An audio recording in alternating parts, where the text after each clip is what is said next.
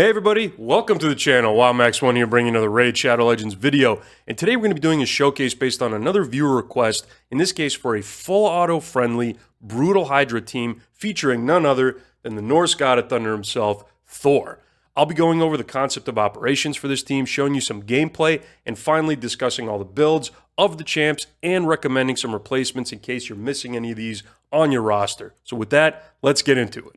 So when Thor was first released as part of the Asgard Divide event, he was definitely touted right up there in conversation as one of the best Hydra damage dealers that wasn't named Trunda in the entire game. He is still one of the best AoE damage dealers, one of the best damage dealing fusions we've ever had. However, after the nerfs to Hydra and the introduction of Serpent's Will buff, which unfortunately reduces all damage, new Hydra heads take to 0. It became a lot more difficult for Thor to shine. So today's request was kind of inspired by wanting to see him restored and wanting to see what he can do post-nerf Hydra.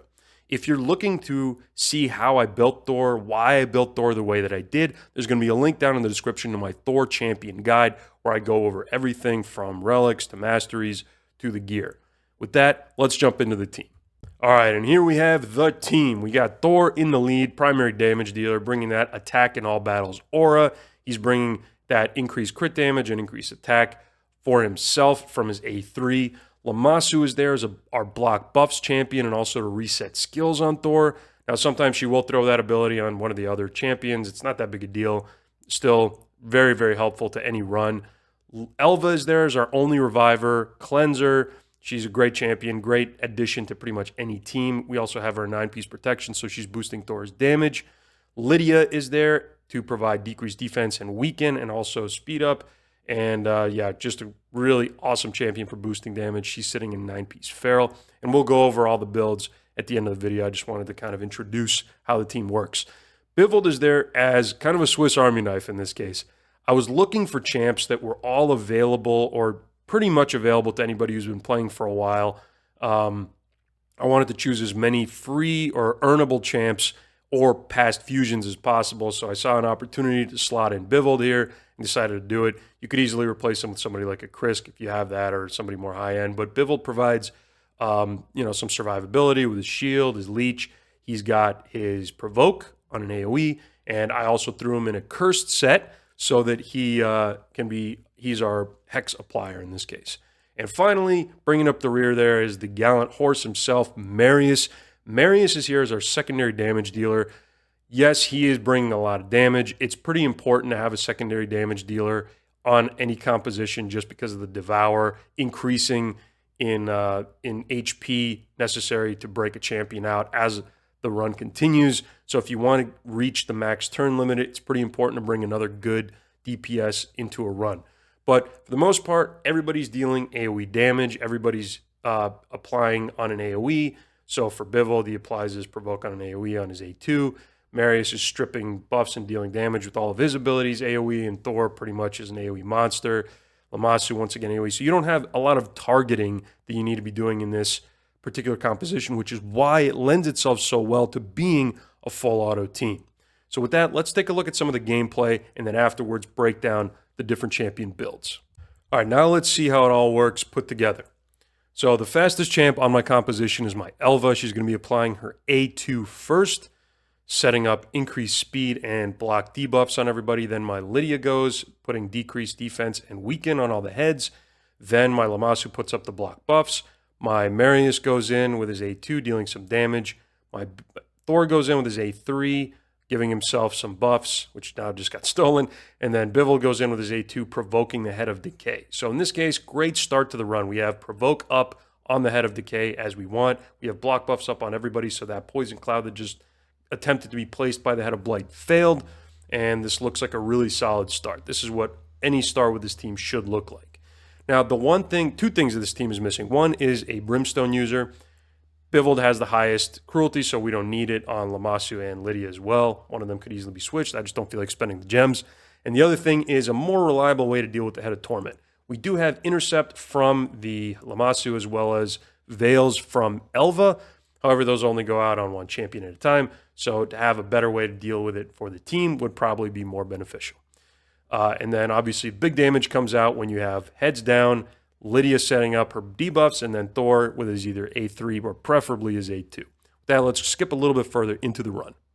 All right, so here we are a little bit further into the run, and what I wanted to mention was if you are going to be using this team on full auto as opposed to quick battle specifically, there are going to be instances where you may want to take it off full auto and manual it. For example, when you have multiple heads down with the proper debuffs up from Lydia and everything, because you can really make sure you get a lot of damage off Thor.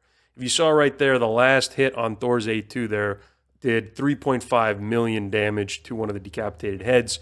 If you have all of them set up properly and ready to go, you can really, the difference between manualing this and putting it on auto is pretty significant. I have not tried a full manual run of this just because of time restrictions, but it is definitely something that is going to be better for you, especially on those weeks when you need a push for more points in Hydra Clash. So keep that in mind. Keep in mind that with the proper setup, Thor can really deal a lot of damage as opposed to being walled behind a lot of those Serpent's Wills. All right, a little bit further into the run here, and the last thing that I really wanted to highlight about this team specifically and how to improve it is Poison Cloud. Right there. You saw it go out. For the most part, Lamasu's been doing a really good job this run of keeping that block buffs up when it's been needed. But considering this is a full auto team and that's what it's designed to be, I'm not really going to be holding that ability or being able to, anticipate when Poison Cloud's about to go out. So in this case, you just kind of have to hope that it lines up. If you want to make that a little bit smoother, you can bring in a secondary champion that brings block buffs, or you can bring an HP burn champion, and that should help you get better results overall on your average for damage. And here we are at the end of the run. Let's watch the last couple turns here before we get the final victory screen. All right, Thor going in for the last hit. And there we have it. 38 minutes and 2 seconds on this run. Turn limit of 1,000. That was kind of Plarium's goal with reducing the whole overall turn limit from 1,500 to 1,000 was to get shorter runs, and they did achieve that. I really wish the Serpent's Will buff wasn't in the game, but that's a separate issue. Thor dealing just about close to 252 million damage, leading the pack here. Great team. Let's take a look now at how this compares to a quick battle team. So I'm going to run the exact same composition and see how this damage differs. There's obviously going to be variance. There's going to be times when Lamasu misses the block buffs or when Bivald misses a taunt or a provoke. So let's take a look and see how this exact same team fares on quick battle. All right, so that was the actual full auto run. Now let's try out quick battle and see how they match up. My prediction is it should be pretty close to the same, assuming it goes to 1,000 turns, just because this is a pretty auto-friendly team. That was a full auto run, so this should take us all the way to the end here, provided nothing too weird happens. Okay, and really close results. I'm actually going to put them side by side here in a second. And there you have it, the side-by-side comparison. So right above me, full auto run, 524 million, and over there, 482 million with the quick battle run. As already mentioned, this could easily be the variance or the difference between just a missed block buffs, a reflect damage going up at the wrong time, a poison cloud going up at the wrong time, or maybe once or twice during the run. But for the most part, this is right around a 500 million damage Brutal Hydra team. Even the damage breakdowns between the two teams, pretty similar there between Marius and Thor in both runs. So here you go. And with that, let's take a look at the specific builds that I have on the champions, quick look through, and then also I'm going to suggest some potential replacement champs if you're missing any of these. Starting off with the star of the video, Thor Faehammer. I have him sitting with 4-piece lethal and 2-piece cruel. For total stats, we're at 45k HP, just under 7.5k attack, 2.5k-ish defense, 247 speed, 295 crit damage, and 233 accuracy. With Hydra bonuses, 48k HP, 7.7, almost 7.8k attack, 2.7-ish k defense, 267 speed, 325 crit damage, and 313 accuracy. For my relic, I'm using a Cat's Gaze. For my blessing, Nature's Wrath, and for my masteries, they are right here. As mentioned before, Thor Champion Guide is going to be linked down in the description below if you are looking to replace the relic or different masteries or any kind of different set discussion. That's all going to be in that guide. Next up is Authoratrix Lamasu. I have Lamasu in 4-piece reflex and 2-piece perception and then 1 feral accessory. For total stats, we are at 92k HP, just under 4k defense, 281 speed, and 476 accuracy. With Hydra bonuses, we are looking at 96k HP, 4.2k defense, 301 speed, and 556 accuracy. You don't need anywhere near that much, but that's just what I end up having on her because I have her optimized for other parts of the game as well. She's using a Journal of Necrotos. She's using Cruelty as her blessing. And finally, here are her masteries. Will be coming out with a Lamasu guide sometime in the next couple months. My reviver in my squad is Elva Autumnborn, sitting under 9-piece protection with total stats at 95k HP, 3.4k defense, 302 speed, and the rest doesn't really matter. With Hydra battle bonuses included, just under 100k HP, 3.4k defense, and 322 speed. For her relic, she's using a demonic effigy. For her blessing, intimidating presence. And for her masteries, she is sitting with the following. I do have an Elva guide out. If you were curious, please do check that out. Next up is Lydia. Lydia is sitting under 9-piece feral with stats at 70, just under 77k HP, 3.4k defense, 288 speed, and 504 accuracy.